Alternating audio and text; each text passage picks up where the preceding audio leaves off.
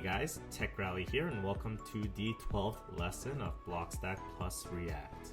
On the 11th lesson, we worked on beginning our create post form and we saw how to utilize the Blockstack.js library to make post and get requests using the put file and the get file. Unfortunately, we also came up with some issues where we can't really save like we normally do in traditional front-end and back-end styles because we found ourselves overwriting the original JSON that existed. So in this lesson, we're going to fix this issue and save our data in the proper way. Before we move on to the code, I realized I might have glanced over the encrypt and decrypt aspect of saving and reading files. And I'm just going to give you a rundown of what it actually means. In Blockstack, it gives you the option to encrypt and decrypt your data. In lesson 11, we set the encrypt and decrypt to false. If the encrypt and decrypt are set to false, you should see the JSON representation in the inspector tools. If the encrypt and decrypt are set to true, you should not see the JSON representation. The front end will decrypt the data and render out the information from the encrypted file. Through encrypt and decrypt true, this ensures that the data cannot be read outside of the application usage. Let's look at our code and change our original encrypt and decrypt to true, and I can show you on the inspector tools exactly what I'm talking about. So in our code base, we have two functions that creates the file and gets the file. Right now we have the option as encrypt false, and we have here decrypt false. If we go to our browser and we click see random, you'll notice that in the preview you can see clearly what the description and the title says. If I go to the code base and change this encrypt to true and decrypt to true here, let's see what happens. I'm going to create another post and override the original post. Another post override here. I'm going to clear out the network tab and submit it. And then when I click see random, you'll notice now all the information is encrypted. The decryption is happening on the front end side, but when we actually make the request, you'll notice that when you set encrypt to true, all your information is encrypted.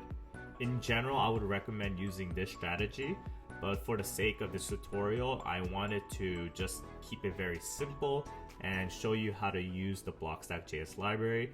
But on future projects, I would highly recommend encrypting and decrypting sensitive data.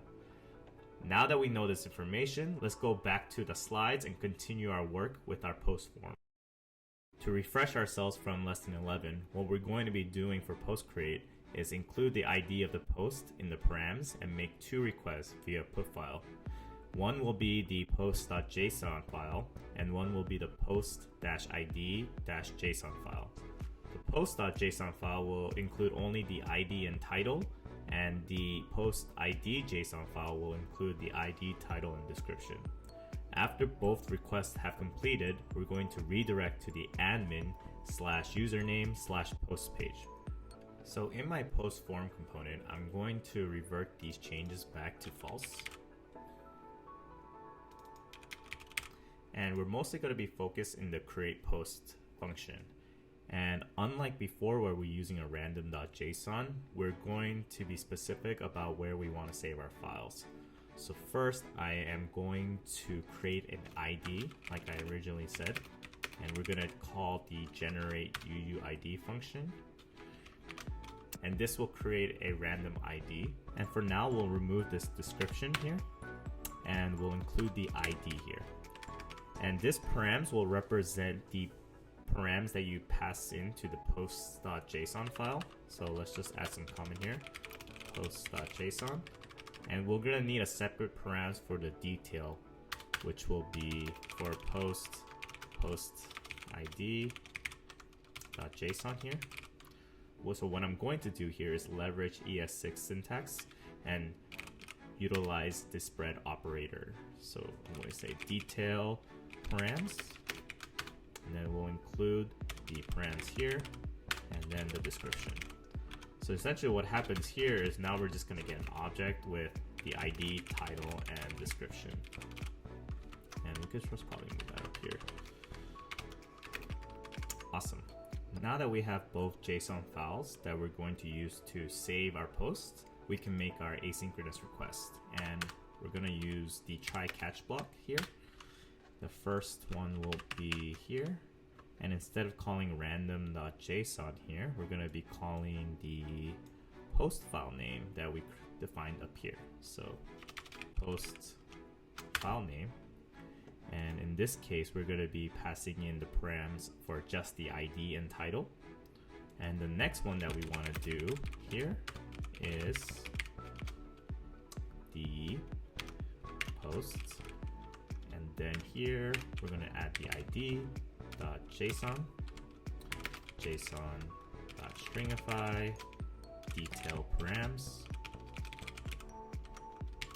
and then options. And then we'll add a catch block here. And it looks like it says post is not defined. Because this is not actually a variable, so we're going to just say post.id. And then if there's an error, then we'll just say console.log e. We can close that out. So this is the general setup of how we're going to save a post, but you can probably tell right now that this won't solve our override problem. To solve this issue, we're going to need to fetch our posts for this user and add the new post to that list. So scrolling up, we can leverage the component lifecycle here in component mount, and this is where we're going to be making our fetch request. Before we load the posts via get file, I'm going to initialize this component with a key called posts and give it an empty array. And the reason behind this is that once we load our posts properly via get file, I want to set the state to that posts key variable. In the component mount, I'm going to call a function called this.loadPosts. And load posts will be an asynchronous function. And in this function, we're going to destructure the user session. And we're also going to create an options variable called decrypt false. And we're going to make that request for the post.json. So const result equal await user session dot get file, and our file name is going to be the post file name here, and we're going to pass in the options. And if the result exists, then we're going to return this dot set state post to the result, and if not, then we're just going to return null here. I'm going to put a console.log in the render function and confirm that we are indeed getting our posts. So here we could just say console.log this.state.post. Let's look at our browser and confirm that the loading is happening correctly. In our browser, I'm going to refresh this page, and we can see the console log of our result here. And it's a little weird because it doesn't seem like the data is parsed correctly. And to fix this issue, we need to parse the result before we set the state. Let's look at the code. If we scroll above in the load posts here, before we save the data, let's json.parse the result. And this should fix our problem. Let's look at the browser. I'm going to refresh the page again and see what happens. Awesome. Now we have it in a structure that is very readable and understandable. With this data, we can add our new post to our list and save that information in the posts.json file. Let's go back to our code and do this work. I'm going to erase the console log that we have in the render function and scroll back up to our create posts here. So in our create post function, we're going to pull out the posts from the state. And instead of just sending in the stringify params of that single post, we need to add that element into our array of posts. So we can do that by using the spread operator. and we'll remove this params here, and we'll spread the posts and add that params to the end. So what this is doing is it adds the last element to the array of posts, and this should satisfy our override problem. Let's go back to our browser and see if it renders an additional post as opposed to overriding it. I'm going to first refresh my page and look for that post.json file, and right now I have 3 posts, and if I add another one here, post 4, will a 4th post be created? And we'll submit that, and a 4th post was created. We'll clear out the network browser again, and we'll refresh the page, and if we find that post.json file again, we'll notice that 4 posts were created.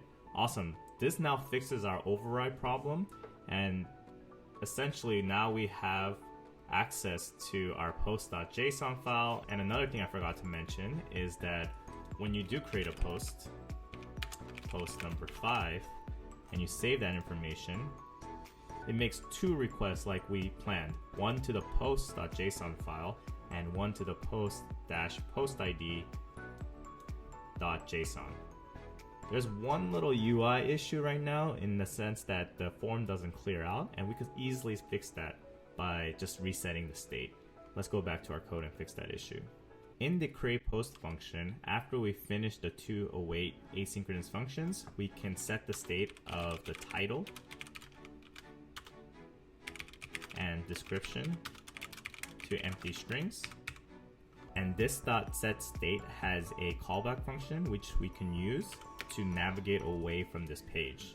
And in our case, we're going to navigate to the admin username post page. So we're going to use history.push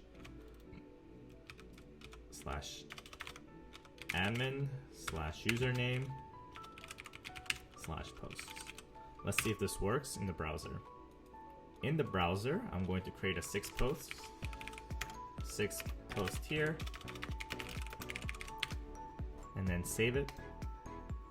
And now we're in the admin username post page.